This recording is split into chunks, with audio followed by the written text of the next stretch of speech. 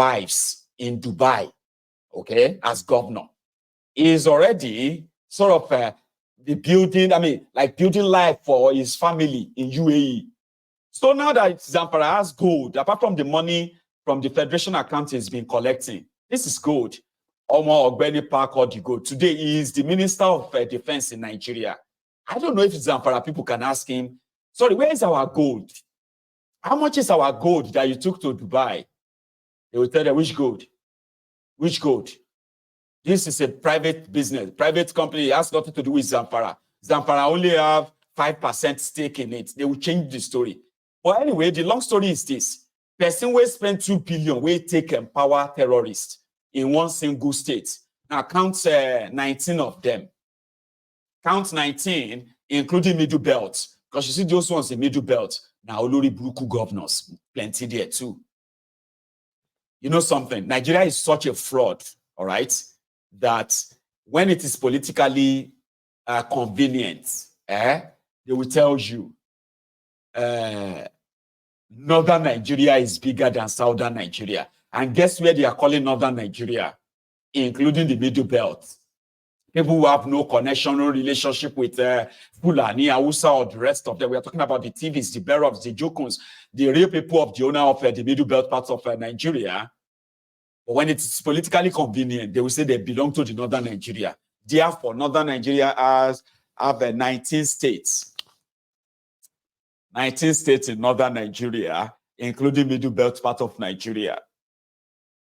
But when the terrorists who are killing and killing the infidels, the terrorists who are using religion to try to take over people's ancestral land, the terrorists who are using religion, Islam, to threaten and spread fear and terror in the Middle Belt part of Nigeria, when they are killing everybody in that Middle Belt, attacking, killing, from Benue to Taraba, from Taraba to Kaduna, from Kaduna to Plateau, Jos, from Jos, where to again? In that Middle Belt, when they kill, they won't remember that they are part of the North. Oh, we are one big North. So when the people of the Middle Belt now started saying, we are not Northerners, we are Middle Beltans, stop calling us Northerners. Then the Northerner, the Hausa Fulanis started coming out to say, the Hausas, the Fulanis, they're like, people are trying to divide us. You cannot divide the North. Oh, Benny. Everybody will find out and know where and all, yeah? But anyway, they are governors. Bunch of rogues and criminals too, okay? They would rather negotiate with the terrorists because they do not want to offend possibly their supposed political masters. This is how they fund terrorism in Nigeria. This is how they try to placate. They tell you something, but they do something different, right? So I'll show you some of the videos of the blah, blah, blah, blah. Like how they welcome the 137, or maybe that is the first batch. We'll have to wait for the second batch. So why do you have to tell everybody that the children have been freed? Where are the parents of the children, Seth? Have they tried so much to kind of bury them or what? I mean, okay. Let's go to that Kaduna. This was them when they were waiting for them.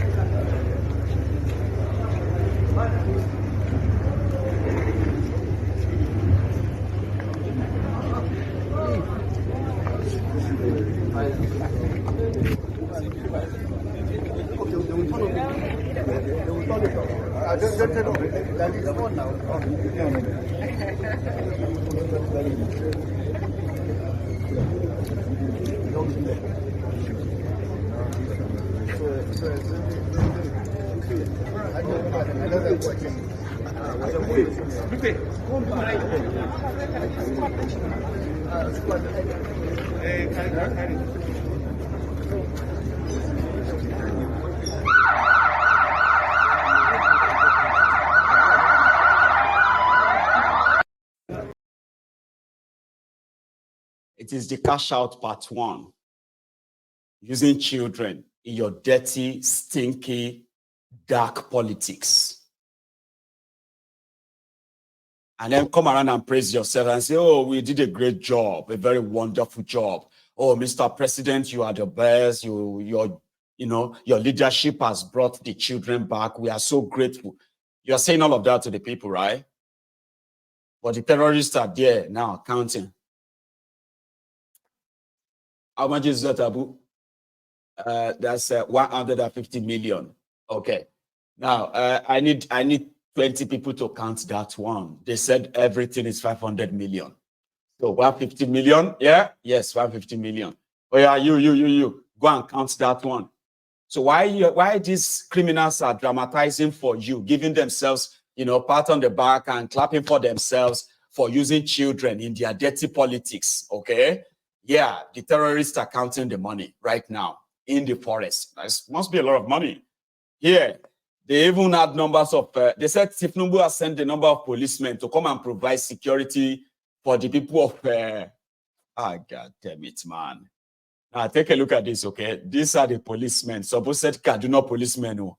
But when they reported, they said, we are arriving on the order of the Inspector General of Police, as well as the Mr. President, to come and provide security for the people of Kaduna as part of the drama and the scripts, okay? Watch this. Where were they when 287 children were conveniently taken away? And they were taken away successfully, that they were kept on notice for over 11 days.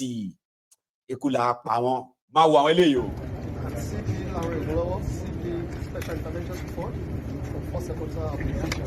It's a message from the Inspector General of Police. I have a message here, sir. And here we have 100 Special Intervention Squad officers trained for Kaduna Command and returned to command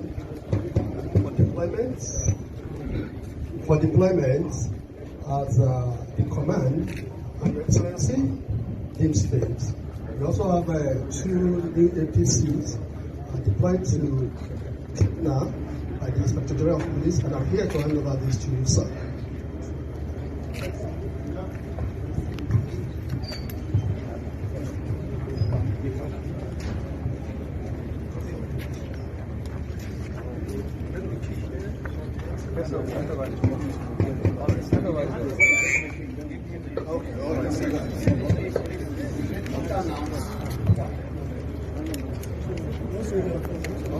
Oga.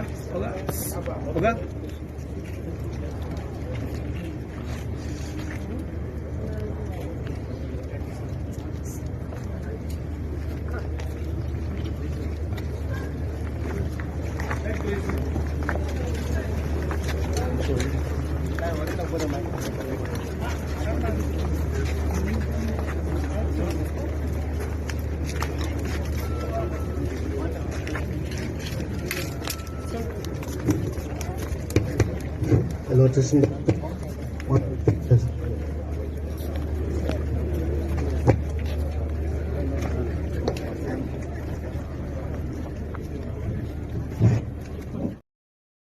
See the zombies, the Sufayos. You know, when we watch all those Asian films back in the days, that one person would just be like, beat like 1,000 Sufayos. And then you will see the act, it would have beaten like about maybe 500.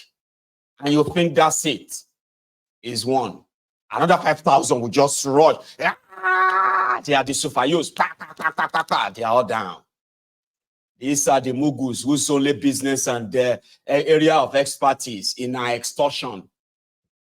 If you see the face of the ones, they just, it's all part of the drama. Here you get, it's part of the script. Make it look like, make it look like, we are working on you. There's no room for terrorists. There's no ordinary gra. Because the terrorism, they are the people behind it. You see those ones, they are the super youths that their boys, their terrorist boys will kidnap and kill some of them. And those ones who are lucky, they will find their way back to Abuja where they brought them, or find their way to Kaduna instead of all those areas, the rural areas. No. I know what I am saying. You need to see it on their faces. Now those ones won't go combat a terrorist. But it's part of the whole optic to make it look like, yeah, we are ready. If nobody has ordered, police IG has ordered us to come here. So we are here to hand over this man. Then the governor himself, where I expected him to tell everybody that we've only gotten 137. That's how much our money could get back for now. But we are still working on the rest because every life matters. But no, the impression they are giving everybody right now is that, they've gotten all the children. All of them, they have released all of them. Because this guy says so. I would like to thank my brother, Commissioner of Police, who have fulfilled his promise when he visited us last week after the unfortunate incident that happened in Kuriga. When he visited us, he promised us that he's going to send special intervention squad who were trained and now return back to Kaduna to help us in addressing the problem of security in the state.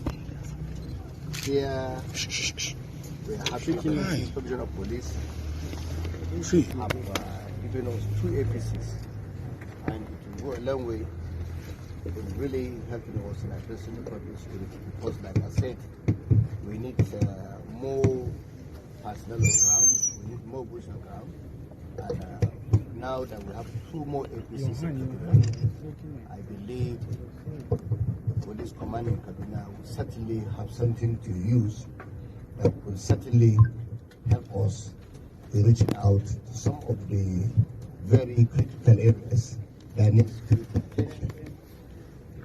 I also want to commend the Inspector of Police for helping us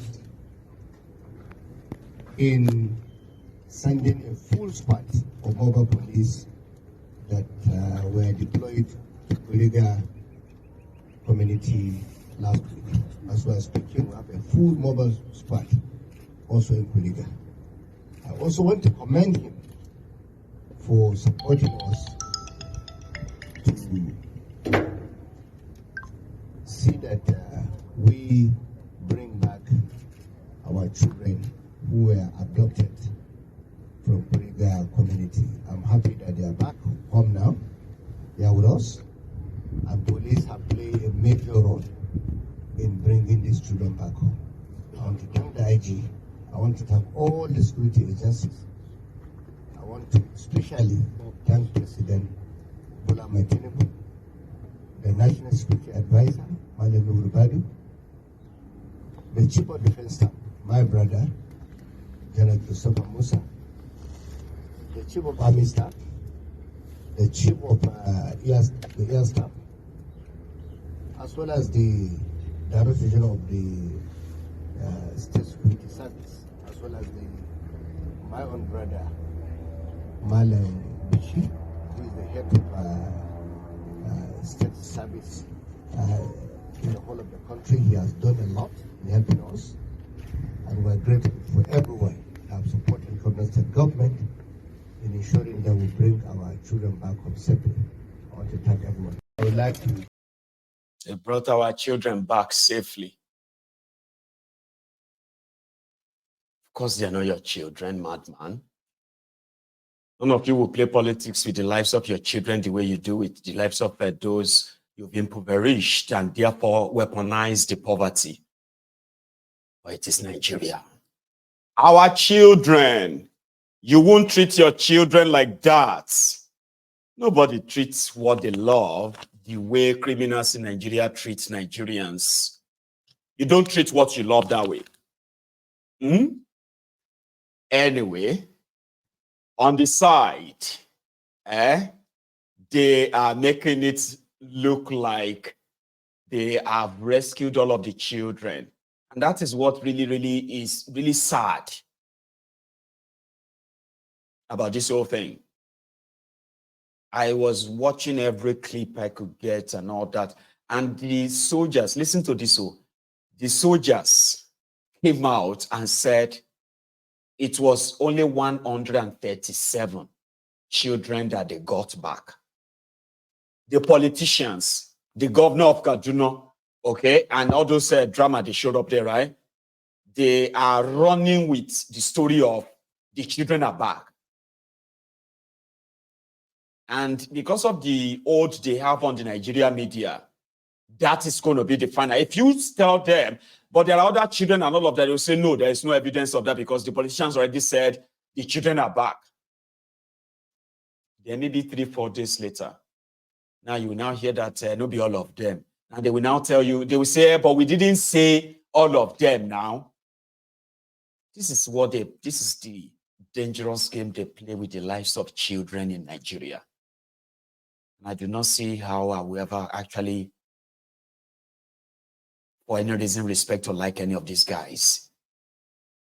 Their ways are so dark and mean. They are selfish, self-centered, of course, and that simply means everything else doesn't matter but themselves. Sad, right?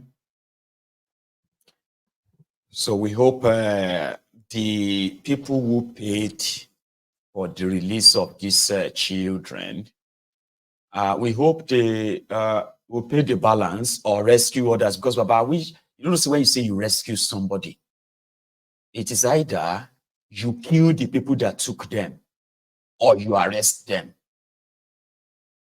You know that's rescue operation. Rescue operation is to say, oh, finally we have rescued you. And those who kept you hostage, they are already dead. Or we have arrested them. That is called rescue operation. But every time they tell you they've rescued them or they blah, blah, blah, blah, you never see the terrorists they rescued the children from. Have you ever seen them? Have you ever seen anyone arrested for kidnapping for kidnapping children in Nigeria? And say, okay, we have rescued the children and we have arrested their kidnappers. Have you ever heard of that before? That's when you will know that you have to pay ransom to get any of those ones that you have right now. And if you want the rest, you have to pay the balance of the ransom. But politicians are not honest. They are not honest with you, right? And that's when you will know that they have no plan of ending terrorism in Nigeria. If they cannot tell you the truth, if they cannot tell you how vulnerable they have become, because they make the system vulnerable. They make themselves vulnerable. They make themselves available for the terrorists that they created and funding. Oh, there's nothing we can do. Oh, there's nothing we can do. We cannot just go in there and then, gun blazing to rescue the kidnapped. We need to care about the lives of the abducted. Come on.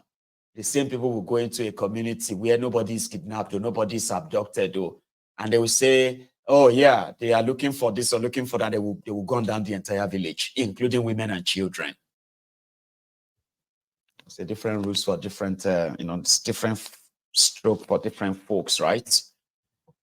It is. But I have never seen them arrest people they rescue people from. Okay? And, well, only for those who believe they rescue anybody anyway. But I hope the ransom paid is not by the parent of the children, because I don't think they can even afford any goddamn shishi. The politicians who wanted the money, they've walked behind the scene, pull out the money, take the cut and all of that, and that's it. Business done. If you want the rest of them, we'll have to bring more money from Abuja. And that's what something like Kolu would like to do, so that they can say Kolu rescued the children he couldn't protect. A country that couldn't provide security for our own citizens, including children. But that same country wants you to celebrate after terrorists have been paid ransom, to celebrate that the children have been released, less than half of them. It is a failed country, okay? We just want you to remember that. So somebody said I look snacky. My lady Lizzie. I have no idea what you mean by that. Too. Like I look snacky, like something you can actually put a ketchup on, right? And just munch. Somebody said that I look snacky in my attire. And I'm like, I saw the comment. I was like, what is snacky? Snacks. That's something you just have to like put, just chop. How can I look snacky in native? Like, come on. So let's take it easy, right? So going forward, we will be monitoring this, okay? And we can let them have their moment before the cameras, okay? Lying through their teeth, right? But you know something? You have to kind of have more lies to cover the lies you are telling now by tomorrow and the day after, and then the one after and the one after that, okay? So we need to manufacture more lies. Because this same afternoon on Sunday, we have been told that a military post, a military barracks in Yobe State have been attacked, Dapchi and this area. What's the name of the area again? Go check. So the area is a Guji, I think it's called Guji community, in Yobe State. Give me a sec. Rescued and all that. Okay. And then we have this. Good. And from what we have heard, they have already killed some soldiers there. Others took to their heels and ran away. 2 soldiers have already been killed. The details of that is going to pop up even more, either later tonight or first thing tomorrow morning. Okay. I know that part of the rage right now is that the Nigerian army or Nigerian soldiers were killed by their fellow soldiers who are doing bunkering in Niger Delta region. But somehow they are doing everything day and night to pin it on the people of Okwama community and other communities as well in Bayelsa. But it seems that it is obvious, okay, that the only people who could actually carry out that kind of killings, heinous crime against themselves, are those who feel threatened by what they said those guys were there for. I mean, they said they were there, the slain soldiers, they were there to curb or stop oil bunkering, which is the deal in that axis, okay? So the only people who probably, I believe, who felt threatened that they are coming to stop their business, you know what I mean, right? So coming to stop their business will be their fellow colleagues who are doing bunkering there. Those who are working for Tumpolo and those who are not working for Tumpolo. So because they do not want anybody to really find out what happened, the crimes they committed or the crimes they are committing in that part of Nigeria. So they make that the news now, slaying soldiers. We must, nobody can kill soldiers. Some of them don't kill 2 soldiers for you now. What are you going to do? What's your soldiers going to do? What's your army going to do? They go to Yobe State and begin to clear the entire community. At least you are aware of those who attacked them, the Boko Haram. And they killed 2 of them, injured many, others took to their heels, and all their guns, weapons in that place have been packed and taken away right now. You're not going to have them or the entire village wiped out like they have done to the people of Okwama, where they have burned their properties, burned people, including people who are bedridden in their homes. 3 people were burnt inside their houses. They were bedridden. They couldn't come out.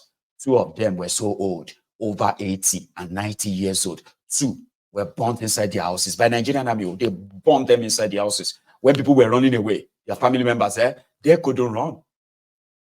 True story. All of these have been hidden from the public. The area has been condoned of, but they want you to believe that the people of Okwama carried out the killings of a major general, a lieutenant colonel, 2 major generals, 1 captain, and then about 12 or 13 corporal soldiers or soldiers. Sure, you get. But in Yobe right now, even before Yobe, right? I think it was yesterday as well that they found the bodies of, was it yesterday or 2 days ago? I'm not sure. I think it was this past week anyway. I am not sure precisely, okay? But they found, you know how many bodies of policemen they found? They found 3 bodies of, they found 6 bodies of Nigerian policemen in Owerri yesterday. Papa, they bombed Nigeria police van. Yeah. Unknown gunmen, unknown terrorists, as they say, but they turn it around and say, because once they tell you they've been building profile to make you believe that, any criminal activities against this, the terror group called the Nigerian Army or the police or whatever in the eastern part of Nigeria is expected to have been carried out automatically by the IPOB or ESN and all of that. They've been building profile around this. So when their media want to release stories of such, right, no investigation is needed. Nothing need to be checked. Just go out there and say it's IPOB and then ESN, so that can continue to justify why innocent people are being slaughtered, kidnapped, and made disappear in eastern part of Nigeria. Here you get now. So 3 policemen died. Their truck got burned, right? And their media already they're already flying that it's IPOB, it's ESN. In fact, I even read it somewhere where they said they declared Simon Ekpa wanted for sponsoring terrorism, right? And then there's this other guy, this guy who kind of was acting in place of Mazi Nnamdi Kanu between their, what do you call that, IPOB, DOS, I think, right? Department of State is called, okay? Why did I forget his name now? All of these are based on the profile that this criminal entity called Nigeria has been building in eastern Nigeria, okay? They have been building that with their own armed terrorists that they call unknown gunmen, unknown this, unknown that, okay? And if you look at them very well, okay, when the unknown gunmen broke into Owerri prison, the operation, the cooperation, the everything will tell you that the state is behind it, okay? So, but immediately after, without investigation, without nothing, the police came out and said it's ESN, it's IPOB. But when we begin to put all of the theories together, and they realized that it didn't make any sense, so they came out. Oplus Odigba came out and said, no, IPOB couldn't have carried that out. Or they believe that IPOB must have invited the people who carried out the operation. I have all the videos, so this is not like a makeup or trying to defend IPOB here. We're talking about the conspiracy they have been building for years now. Here you get the momentum they have been trying to build and build in your mind. Some people is working. There's nothing you can tell some people that IPOB, ESN has nothing to do with the insecurity in eastern Nigeria. There's nothing you can tell them that they will believe. And don't blame them. Nigeria spends so much money in building this momentum, in building the propaganda around it, in ensuring that even if just few of you believe it is enough for them, all they needed is just your validation to confirm that, yes, people, the act of terror in eastern Nigeria must have been that of IPOB. But you know something, the way I said that they do not care whether you believe or not, only few people just to believe, so they can run with that, is that before they kidnapped Nnamdi Kanu, there was never a single incident of insecurity in eastern part of Nigeria. All of the propaganda, all the money they were spending they're spending on the lobbyists in America to tell them that IPOB has potential to become a terror organization. This was what Boko's government was telling America. And at the same time, they are telling America that they cannot proscribe Fulani terrorists as terrorist organization. So, but they are trying to convince Americans that even though IPOB is not violent, they are not violent yet. They are not this yet. But their leader, the way he talks, the way he speaks, and all of that, they believe that very soon they will become violent. And America should try and declare them a terror organization. True story, Baba, true story. They spend so much money to try and build a momentum to say IPOB is violent. But they couldn't. They couldn't really build it until now that they've successfully created the armed groups who continue to shout IPOB, shouting Nnamdi Kanu, oh, we are going to kill everybody if you don't release Nnamdi Kanu. And these are guys who ordinarily don't like Nnamdi Kanu. Do you understand? These are people who ordinarily don't like Nnamdi Kanu. But suddenly, with the system that want things to look like, oh, IPOB is violent, or the unknown gunmen must be IPOB, it must be them. They will probably forget that no matter how strong voice Nnamdi Kanu was, right? There was never a single harassment. There was never a single incident of insecurity in Eastern Nigeria. And the policemen, yes, people don't like police, but in Eastern part of Nigeria, it was no single attack or anything. In fact, when they went to his family and his father's house, where they killed 28 people just before they finally gained access to his compound and tried to kill him. Even after that, there was never any form of violence in Eastern Nigeria. All of this didn't work out they planned. They wanted the violence. They wanted them to react. They wanted them to pick guns. They wanted them so that they can now go and tell the world and say, Shebi, we told you years ago that they will be violent.